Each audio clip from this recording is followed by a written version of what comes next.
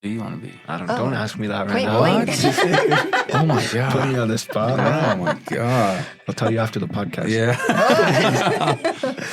Some kids out there with the Walmart trash bag. You got to collect the sparks. Stop. Hurry, because the he's going to test the sparks.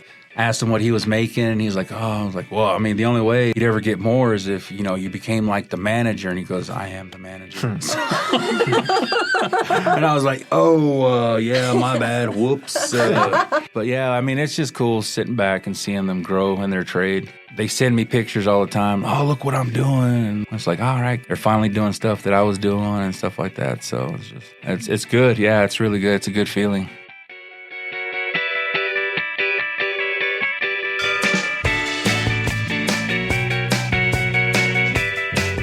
Hello, welcome to Good Job New Mexico. I'm Stacy Johnston. And I'm Carla Melendez. And today we are talking all about National Apprenticeship Week. It's the 10th one, so it's a big deal. 10. Okay, I did not know that. Yep, it's Magic 10. The Magic 10. So we're going big. We're going huge. And we've got a really great guest today. Two guests, in fact. We've got Frank Lopez and Skyler Romero from the local Union 412. Really cool stuff they're doing over there. Amazing things. Yeah. And I'm not even going to speak that much on it because you're going to hear all about it in this episode, and it's so great. And Frank will take it away and tell you all things about apprenticeship and pre-apprenticeship. But really, apprenticeship is amazing. If you've never thought about it or considered it, it's such a great avenue to see if that's something for you, and you're earning wages while you're doing the job and learning on the job. So it's great. Yeah, exactly. The earn while you learn. Did I say that right? The earn while you learn model, right? So as soon as you enter an apprenticeship program, you're already earning wages, which is super cool. And you're going into a career that is going to last a lifetime, and you're going to come out with a certification, a nationally recognized credential. For sure. And you can take that with you anywhere, which is huge. Yeah. Well, hopefully you keep it here in New Mexico. I mean, we want to stay here, obviously, but things happen, circumstances, whatever. You can take that with you. I just noticed that the 412 has a podcast also. So maybe if you guys want to check that out, learn a little bit more. It's called the 412 411, or maybe it's just the 412. I don't know. Look it up. It's on there. Look it up. It'll be on the show notes, maybe. Maybe. But anyway, if you're not sure you want to do an apprenticeship right off the bat, a registered apprenticeship, you could try pre-apprenticeship. Yeah. And sometimes people think, like, what does that mean? What kind of apprenticeships? Is it just construction? Because that might not be your thing. Exactly. If it is, great. But it's all over the place. There's over 60 different types of registered apprenticeships right now on our website. You know what's really exciting is we just added one that's an animal trainer. Oh, that one's really cool. Isn't that amazing? Yep. Yes, check. There are some that are in cybersecurity technology. There's some that are for electrician, carpenter, plumbers, pipe fitters. Probably some of those ones that you're normally used to hearing about. Yeah, but there's such a huge range that you can try out. Yeah, and you can find a list of registered apprenticeship programs on our website. For sure. And that website is dws.state.nm.us/apprenticeship. And on that same page, there's info on pre-apprenticeship. Yeah. We've actually hosted a few pre-apprentices of our own here at the Department of Workforce Solutions, and it's for anyone that, is considering a registered apprenticeship and, maybe just wants to try it out and see if the field is even something that they want to go into. I'm really excited that a lot of our pre-apprentices decide to stick with it, and they stick with that field, and then they go straight into a registered apprenticeship. For sure. It's really cool. Sometimes it turns out like, oh, nope, that's not what I was thinking about. Which is totally fine. Exactly. That's the point of it. We just want to provide options. Yep. Yeah. If you want to hear a little bit more about pre-apprenticeship, I'm going to recall back to episode 1 with Sade. She was our pre-apprentice in marketing, so go back and listen. Yes. She was amazing. Share, like, follow, all those things. All the wonderful things. All right, without further ado, please welcome Frank Lopez and Skyler Romero.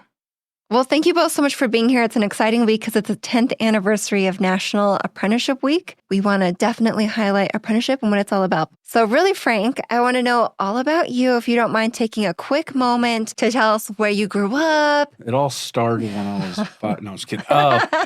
So my name is Frank Lopez. I've been with Plumbers and Pipe Fitters Union for 18 years. I started out in Oklahoma City. I was actually mucking mud in a ditch. I was a waterproofer before. Had to waterproof some sleeves for the plumbers. They came up to me, told me what was going on. I said, okay, I got it, did it. Became really good friends with them because they were always stopping by. They had more sleeves that were going in the walls. I said, okay, and then struck up a conversation. And they basically said, like, hey, why don't you join us? And that was 18 years ago. And turned in an application and got called and said, hey, we got a job for you. And it was actually funny because I got put on the same job site. But I went from being the foreman for the waterproofing crew to a first-year apprentice. Basically, the first 2.5 hours of my apprenticeship, I was walking the job with the general contractor, showing them where I had left off with that other company. So, yeah.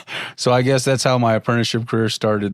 I was there with the same company. I became an apprentice, did all 5 years, became a journeyman technically, and immediately became a foreman. And then from there, became a union organizer. I was ripping and running, talking to workers, getting them excited about joining the local and letting them know what we do and how we do it and stuff like that. And then stepped away from that and was called out, over here to New Mexico. And we're like, wait, we have something that we think is right up your alley. I speak Spanish fluently, so. Oh, let's hear some.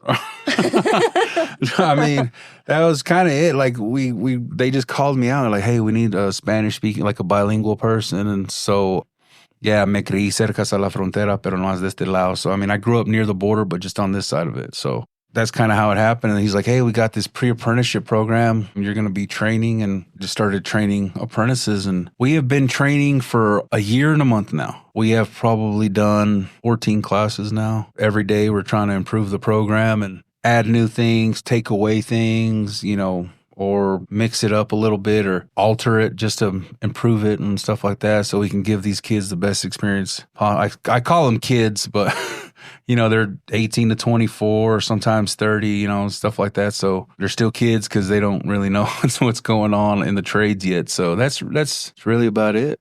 And for the pre-apprenticeship graduations, I've been to a few, and you can just tell how excited they are, which is amazing. And for the most part, have you had full classes graduate?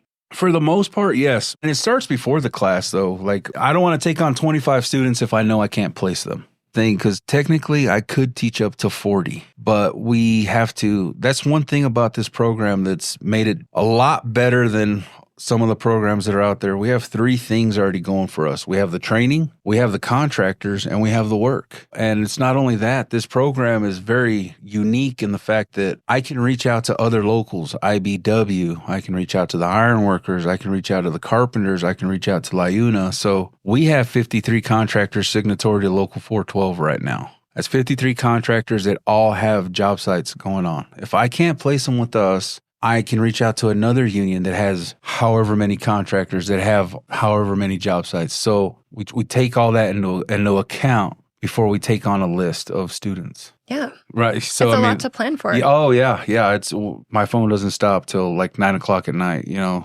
that's because I just shut it off. Okay. Before we jump over to you, Skyler, I just want to circle back. 18 years ago, did you know that you wanted to go into the trades? Or were you thinking of any other work possibilities? No, I really didn't. I had a kid.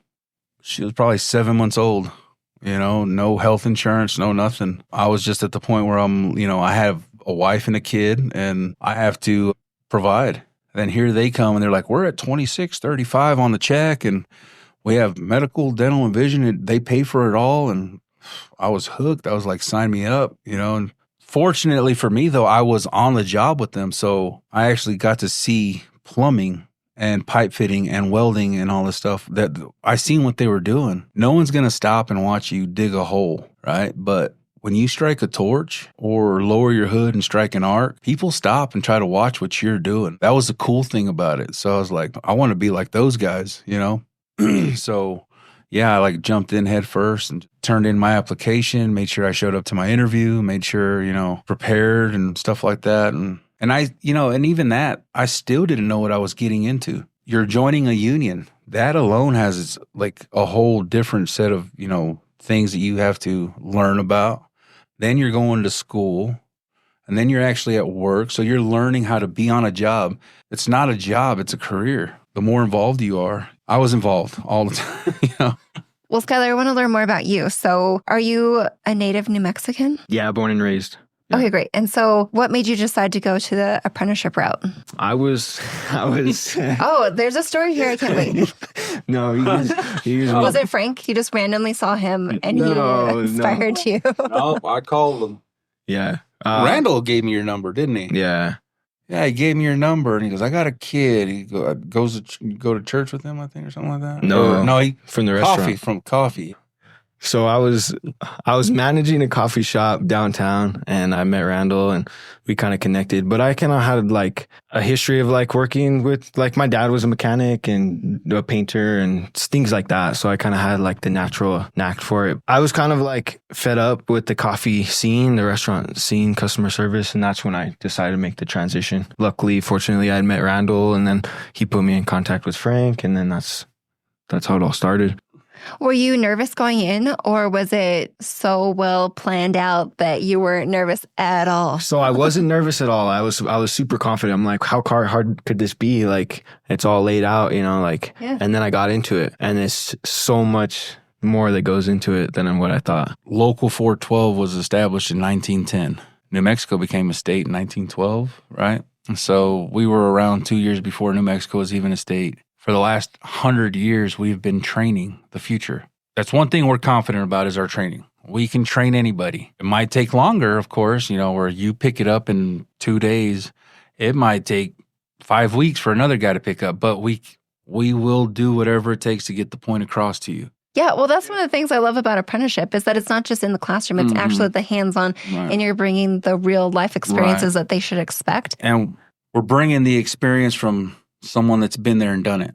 It was funny. I was like, yeah, man. I'm like, asked him what he was making, and he was like, oh, I was like, well, I mean, the only way is, you'd ever get more is if, you became like the manager. And he goes, I am the manager. And I was like, oh, yeah, my bad. Whoops.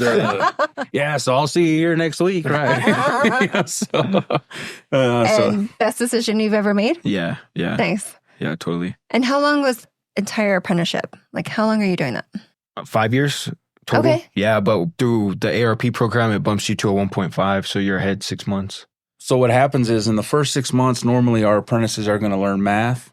They're going to get their OSHA card, CPR, stuff like that. And so with the program we put on, it gives them a 6-month credit. But the actual apprenticeship is 5 years long. So technically 5 years from now, he'll be a journeyman. Well, 4.5, But yeah, being someone that I didn't go through it.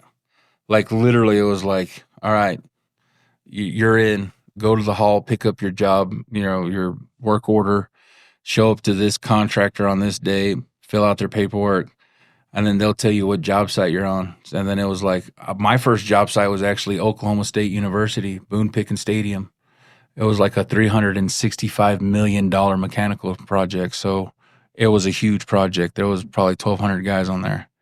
Yeah, like 4 cranes, different, it was multi-level, iron workers going everywhere, bricklayers. I mean, it was go, go, go. And so I didn't even know how to read a tape measure. I didn't know how to do math. So, a first-year apprentice is just that. Like, you're a gopher. Go for this, go for that. And sometimes they were drawing pictures. This is what it looks like, and that's when all the gags come in, it's like, go get me a left-handed hammer, Oh, okay. No. And you're like, okay. How cruel. Left-handed, yeah. Give me some sky hooks. It's like, okay. Give me a pipe stretcher. It's like, you can't stretch pipe, Are you asking everybody, where's that pipe stretcher? That pipe? It's right there.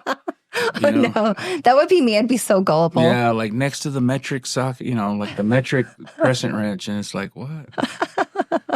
So it's just, Did that happen to you, Skyler? No. Oh, man, there's so many videos out there of like kids holding plastic bags, collecting sparks. Oh yeah, we gotta collect. You gotta collect the sparks. Stop. Hurry, because the inspector's gonna be. He's gonna test the sparks. Some kids out there with the Walmart trash bag, and it's just that's really. Oh no. So I mean, it's just That's great. For the classroom experience, Skyler, does it feel different than when you were in school, kind of a classroom experience? To me, it sounds like it wouldn't be as intimidating to just ask a question. But when you're in like regular school, sometimes you feel, I don't want to ask that in front of everybody. But it seems like this is such an open, easy communication style. Did you pick up on that too? Yeah, absolutely. Because it's really interactive. Like, I mean, we spend a few days in class and then the most is out in the shop. So it's like, you're moving around and you're up and you're talking to your friends anyway, or the guys that you're working with. So it's very easy to ask questions. Yeah. Are you making gourmet coffee in there, Skyler, for everybody? No. Yeah, these kids Well, nowadays. now that they know this is your secret skill.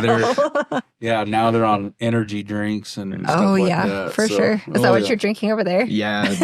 Just keeping you going? Yeah. He's like sugar free. Uh-huh. It was so funny because when I first met Skyler, we were providing food during that time. We had a sponsor that class. So they were providing food, and Skylar showed up every day with grilled chicken breast, broccoli, and white rice. Every day, grilled chicken breast, broccoli, white rice. Sure you don't want anything? No. And I was like, okay.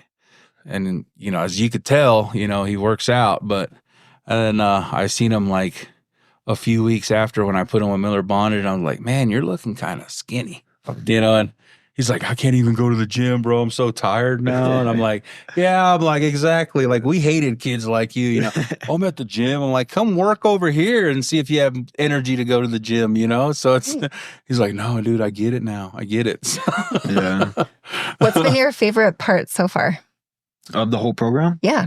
Man, I really enjoy working in the hospital. That's really cool because you get to see all kinds of different stuff, like all the different systems that go into the hospital, and you really have to take pride in it because you have lifelines on, that you have to worry about, and you have to be really clean. Like, it's infectious control, building barriers, self-contamination units. But I really enjoyed that. And then once you finish a project, you're like, wow, I did that, or I helped made this project come to fruition. It's like a certain sense of pride, Like, it's really cool. It's really cool. And I know you're only a year in and you're a second-year apprentice, but would you recommend this to others? Yeah, absolutely. One thing I'd say, though, is leave your ego at the door. Don't act or assume you know anything. Just learn. Just keep your ears open and take advice. I had one kid in the front row, day one, slouched in his chair, and I'm like, well, what did you want to do? And he looked me dead in the eye. I was like, I like doing stocks. The way he said it, I'll remember that. Stocks. Like, he really pronounced it. Huh, okay. Now, he's like a second-year apprentice now, and like now we can't get rid of him because he's like, yeah, I want to weld and I want to do that. I'm like, what happened to the stocks? So I always repeat that to him. He's like, man, you're never going to let that go, are you? I'm like, nope, nope, never. So, yeah, it's just fun. Stocks. The way he pronounced it. But yeah, I mean, it's just cool sitting back and seeing them grow in their trade. They send me pictures all the time. Oh, look what I'm doing. And like, hey, look what we did the other day. And hey, I got to do this today. And hey, have you ever heard of this? And it's like, yeah. Oh man, yeah. And so just seeing them grow, it's like, all right, cool. They're finally doing stuff that I was doing and stuff like that. So it's good. Yeah, it's really good. It's a good feeling. What are the qualifications to apply to be an apprentice? You have to have at least your GED? Yeah, high school diploma or GED equivalency, a good dependable car, or transportation. Just put it that way. Just transportation. And that's really about it. The goal of a pre-apprenticeship is now it's different, right? Pre-apprenticeship and apprenticeship. Pre-apprenticeship, cool, fine. But our apprenticeship is actually a registered program. So when you do turn out with college hours. So can't put you into a registered apprenticeship program that's accredited without a high school diploma. So have to do that. So, but other than that, yeah, I mean, just show up with the ability to learn and listen, thick skin. And for pre-apprenticeship, 18 to 24, sometimes it can go beyond the age of 24, but we're talking 400 hours. Is it the full 400 hours that they'll spend doing pre-apprenticeship? Mm-hmm. Yeah, so the 7 weeks is actually part of that 400 hours. So what I tell my contractors is like, look, I'm sending you a kid that just went through pre-apprenticeship. He was with me for 3 weeks. He probably doesn't know much, and he's probably still going to be a little shell-shocked about, because now he's seeing how you're doing things. What I asked him is like, does he show up every day? Does he show up on time every day? Does he have the ability to learn, and does he stay off of his phone? That's the number one money getter right there. Yeah. It's probably a really good indication of who's really serious about it and who's just kind of going through the motions. So when you go into the apprenticeship program with Local 412, are you learning all of it? Or are you going like specific HVAC? Or are you going specific? So the first 2 years is going to be the same thing for everybody. All the plumbers, fitters, welders, HVAC service techs as apprentices, they're going to learn the same curriculum. Now, after your second year, they'll pass out a paper and say, what do you want to specialize in? Are you already picking up a feeling, Skyler? Or you don't have to say it here unless you want to. But I've considered it deeply for sure. Okay. I put a lot of thought into it, but Who do you want to be? I don't ask me that right now. Wait. Oh my God. Put me on the spot. Oh my God. I'll tell you after the podcast. Yeah. If we're out there fighting, you chose the wrong field now. But Take you to the dirt. yeah, there's gonna be some furniture moving around here. By God, no. But yeah. So then after that, they'll ask, and so the kids the apprentices will fill out welder, pipe fitter, HVAC, So, and then after that, when they start their third year, they'll be in those classes.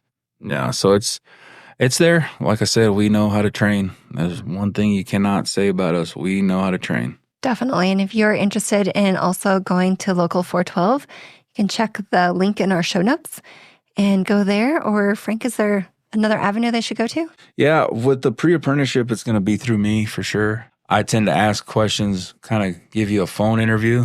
I want to know who you are, what you're doing, what you're interested in, what kind of background you have, stuff like that. It just gives me a general sense of who you are. I will never disqualify anybody. They'll disqualify themselves. This is essentially a 10-week interview. You don't get the job and then be like, oh, gosh, what a horrible mistake we made. It's like they'll know in 3 weeks with me, 7 weeks with the contractor. I told you this, you're not in yet. You're not a union member yet. If you want to, during the 7 weeks, you want to miss 5 days, the contractor's probably not going to pick you up. We're not just like, oh, you're late, you're out. It's nothing like that. But I mean, we're a brother and sisterhood. We take care of, our members. But like I said, it's just one of those deals like, this is the fourth time I've caught him sleeping on the job. Then that's probably going to disqualify. But that goes for any job, right? These contractors aren't afraid to pay you, but they want to pay for, they want you to do your job and know your job. So that's kind of the deal. Yeah. For sure. I love it. So if that sounds good to you, check out Local 412. Might be your next career choice. Absolutely. Come on down. We'll be waiting. Okay, we're going to do some rapid, not so rapid questions. Ready? Ready and go. Okay, Skylar first. Can you describe your current second year in emojis? Oh, man. Excited face, thumbs up face. The death skull. The death skull. And the coffee emoji. Yeah. The coffee. You got to end it with the coffee. Yeah. What about you, Frank? How would you describe your job? In emojis? Yeah. Oh, man. Worried look emoji, excited emoji, money sign emoji. I think there's like a classroom chalkboard. Maybe also like tape measure. Tape measure emoji. Yeah, definitely. Yeah, for sure. Yeah, that's our life. Emojis. Yeah. Nice. Your biggest fear? My biggest fear? Mm-hmm. Oh, falling off of like a scaffolding or a ladder. Oh, yeah. Legitimate fear, for sure. Oh, like anything. Like mine's glitter. We gotta unpack that. Yeah. That's a whole other episode, but go ahead. Yeah, no kidding. My biggest fear as an apprentice was failing my state test. Ooh, that's real. That's real. That's real, dude. Yeah, you felt that, didn't you? Yeah. As soon as I brought it up, like going in. I got told for real, like the job site I was on, there was 3 other apprentices. We were all in the same class. The job site I was on is like the first 2 kids went, 1 kid bombed it. And, the foreman was like, oh, you're okay. You're good. Yeah, no big deal. Second kid went in and bombed it. Or no, he failed by 2 questions. Yeah. And so now the pressure's on.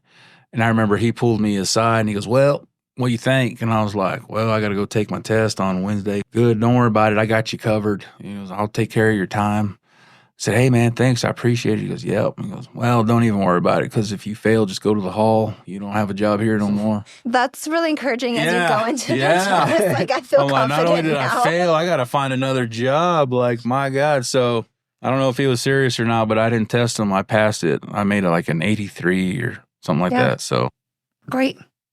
And what do you love most about your job? The problem solving. And it challenges you just to think different ways. And when you come to a solution, it's a rewarding feeling. And it's really cool.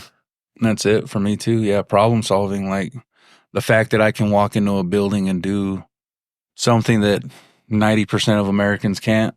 Nice. Last question, red or green? Green. Red. Oh boy. Cut down the middle. Oh man, when I first moved to New Mexico, I loved the chili here too. But I loved it, but my stomach didn't. Oh. I promise you, I had to visit the porcelain gods. My stomach was just not tolerating it. But you just kept going back? You're just training your stomach? I was like, come on, man up, like you're construction trash. Let's go. Let's get it. No, I was kidding. But no, it was, like, come on, man up, boy. So no, it gave me an upset stomach, and it was just like a glutton for punishment. I just go, red, double it, slice it on there. Let's get an IV bag over here. Like, come on, let's do it. But I've worked through that now. I've been here 3.5 years, so. Yeah, so I'm in. Nice. And it's goat in, I've got this. Well, you've given me several tips today. Time management, and you got to build up your tolerance for chili. I'm a no chili, but I am born and raised here. I know. Don't look at me like that. Let's move on. Oh, I did that. I did that for like about 2 months where I was like, they're like red or green or Christmas. And I was like, none. Yeah. And absolutely then you get none. The double question, like, are you sure? Are you sure? Yeah. Like, are you okay? I know. Have you seen a doctor about that? That's how I feel. Well, thank you both so much for being here with us today, and really appreciate all the work that you do out there. Appreciate it. Thank you for having us. Like I said, yeah. So anybody that's interested, come on down. Anything you want to add, Skyler? No. Not like you pretty much nailed all of it. Not like your instructor was awesome. Yeah, your instructor's amazing. Well, thank you guys. Thank you so much. This has been a New Mexico Department of Workforce Solutions production. Our producer is Mila Koleski. This episode was engineered and mixed by John Sloan. Theme music is One Fine Day, courtesy of Podcast.co. Follow the show on social media at GoodJobNM. For program funding, visit dws.state.nm.us/funding. Bye. Goodbye.